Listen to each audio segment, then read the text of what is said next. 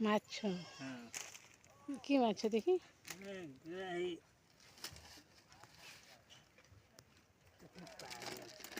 ଓଜନ କରିକି ଦେଇଲା ନା ସେମିତି ଦେଲା?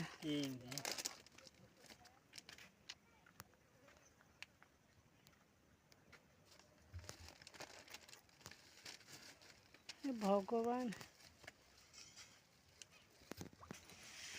100 ଟଙ୍କାରେ ଏତେ ଦେଇଦେଲା। 100 ଟଙ୍କାରେ? ଓହୋ ଖାଲି ଇଏ କରିଦେଉଛି ହେଲା, ପଥର ପରେ ଧୋଇଦେବା ଆଉ ନା। ଦବି ଯାଇଛି ଆଉ ଦବିନି ତ, ଦେଶୀ ମାଛ ଗୁଡ଼ା ଇଏ କରିବ, ବରଫ ମାଛ ହେଇଛି ଯେ। ଆମର ସେଇଠି ବସିବା ଜାଗା ତ ନାହିଁ, ବାଛି ଦେଇଥାନ୍ତି। କେତେ ସମୟ ବାଛିବ? ଜଲ୍ଦି ଜଲ୍ଦି ବାଛି ଦିଅ, ଦବି ଗଲାଣି ମାଛ। ଦବିନି, ପାଣି ହାଣ୍ଡେ ଥିଲା ନା, ପୋଳା ଗୁଡ଼ା ବେଶୀ ସମୟ ରହିବନି। ଗୋଟେ ଫଟୋ ଉଠେଇଦେବ। ଆଜି ଆମର ଦେଶୀ ଯେଉଁ ଚୁଙ୍ଗୁଡ଼ି ଆଉ ସେଟା କ'ଣ ଚାନ୍ଦି, ଇଏ ମଜା ହେଉଛି। ପଖାଳ ଖିଆ ହେବ। ଆଉ ବି ସେ ମାଛ ଯେଉଁ ପୋଳା ମାଛ, ଦେଶୀ ପୋଳା ବି ଅଛି। ଆକୁ ଆଗେ ଭାଜି ସାରିଲେ ତାପରେ ତାକୁ ଭାଜିବେ।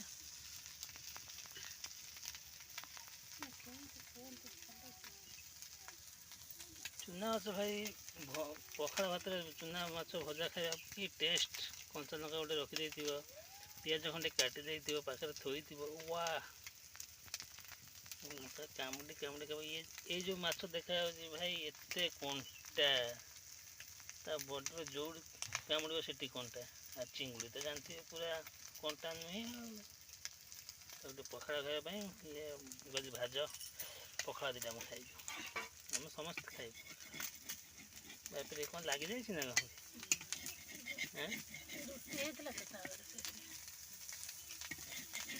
ଓହୋ, ସେଥିପାଇଁ ଲାଗିଯାଉଛି ନା। ବର୍ତ୍ତମାନ ମୁଁ ଦୁଇଟା ପଖାଳ ଖାଇନି, ଚୁନା ମାଛ ଭାଜି ସାରିଲି। ଏ ମାଛ ଯେଉଁ ଟିକେ ପୋଡ଼ା ଥିଲା, ତାକୁ ମୁଁ ସେ ବେସର ବାଟୁଛନ୍ତି, ମୁଁ ମାଛ ଭଜା ବସେଇଲି। ବର୍ତ୍ତମାନ ତାକୁ ମାଛ ତେଲରେ, ଛୋଟ ଛୋଟ ମାଛ ତ ଟିକେ ମିଡ଼ିଲ, ତାକୁ ତେଲ ଛାଣିଦେବା ଆଉ। ଦେଖିବା କେମିତି ହେଉଛି ଭଜାଟା।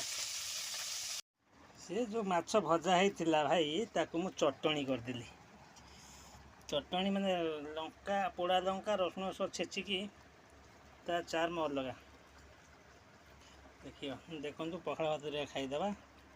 ତାପରେ ସେ ବଡ଼ ମାଛ ରାନ୍ଧିବେ, ଯାଇ ମୁଁ ଖାଉ ଖାଉ ଲେଟ୍ ହେବ। ମୁଁ ଭାଇ ଦିଟା ପଖାଳ ଖାଇଦିଏ, ମୋତେ ଭୋକ ପ୍ରବଳ। ଦେଖନ୍ତୁ, ଚିଙ୍ଗୁଡ଼ି ମାଛ ଆଉ ଚାନ୍ଦି ମାଛ ଭଜା ହୋଇକି ତାକୁ ଚଟଣି କରିଦିଅ।